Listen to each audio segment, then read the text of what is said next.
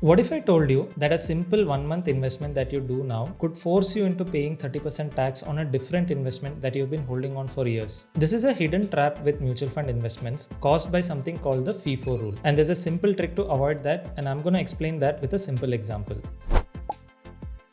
Imagine you had invested in a debt mutual fund way back in January 23 and you were planning to hold it for long term. Now for debt funds, if you had invested them before April 23, the tax rules were very favorable. If you hold on to the investment for longer than 24 months, the gains will be treated as long-term capital gain and will be taxed at just 12.5%. Whereas if you sell them before 24 months, it will be treated as short-term capital gain and the income will be added to your overall income and taxed as per your income tax slab. So this could be as high as 20 or 30% for some people. Now here comes a problem. Let's say you want to invest an additional 1 lakh rupees in August 24 just for a short period of 2 months. You go ahead and invest it in the same fund, and after 2 months in October 24 you redeem the units and take them out. You might be under the impression that you sold the units in October that you had earlier bought in August, but that would be wrong. That is because mutual fund houses and even tax authorities follow something called the FIFO rule by default. FIFO stands for first in first out. According to this, the system will always sell the oldest units